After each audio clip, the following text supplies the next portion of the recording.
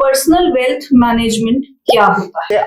हमारी दादी अपनी पोटली में पैसा भी बचा के रखती थी कि जिससे कि कभी कोई मजबूरी आ जाए, कोई परेशानी आ जाए तो उसका वेल्थ हो चाहे हेल्थ हो, दादी के नुस्खे हमेशा काम आते हैं। और अगर उन स्रोतों में भी उन्होंने नहीं बचाया तो शायद वो अपने आप को ऐसी जगह पाएंगे जहां पे वो अपने फ्यूचर को बिल्कुल गड्ढे में डाल दें। कैसे कोई व्यक्ति अपने खर्च और निवेश के बीच संतुलन बना सकता है? ये आज के जमाने में बहुत महत्वपूर्ण हो जाता है कि हमारा जो देश हुआ करता था वो स्कार्सिटी वाला देश हुआ करता था। अब उससे पूछो भाई आपकी आय कितनी है, तो कहेगा सर 15,000 रुपए महीना में कमाता हूँ, 1 लाख का फोन चलाता हूँ। 1 लाख रुपए उसके लिए कितना बड़ा स्ट्रेस बनने वाले हैं। इतने 25 साल काम करने के बाद भी उसके खाते। हम एक कंजम्पशन बेस्ड इकोनॉमी की तरफ जा रहे हैं, ऐसे में पर्सनल वेल्थ प्लानिंग क्या मदद करती है? और कंजम्पशन बेस में होता क्या है, गरीब और गरीब होता जा रहा है और अमीर होता जा रहा है। उसका एक बड़ा रीजन है कि मोबाइल भी ले रहे हो, कल आपको खाने के लिए भी दिक्कत होगी। एक मिडिल क्लास फैमिली को कौन कौन सी जगह कैसे निवेश करना चाहिए? कुछ लोग कहते हैं म्यूचुअल फंड में रिटर्न अच्छा आता है, कुछ लोग कहते हैं कि गोल्ड खरीद लो, कई लोग कहते हैं कि आप जरूरतें लिखें,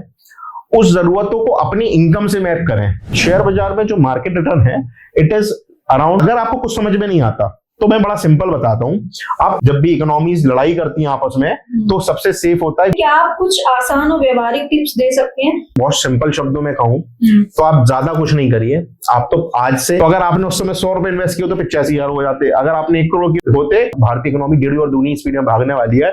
तो अभी हम कह रहे हैं 45 साल में, मेरा मानना जो आपको पैसा बनता हुआ दिखेगा ना, तो उनके आगे गरीब मतलब जो है ना 2-2, 4-4, 5-5 हजार करोड़ के मालिक होते हैं जो ऐसे घूमते हैं। लोन लेने से हमारा क्रेडिट स्कोर बढ़ता है, तो हमें लोन लेना चाहिए या नहीं लेना चाहिए? मैं आपको बताऊं, आप साहूकार के यहाँ ब्याज पे पैसा लेने जाते हो। हमारे पुराने जमाने में लोन कब लिया जाता था?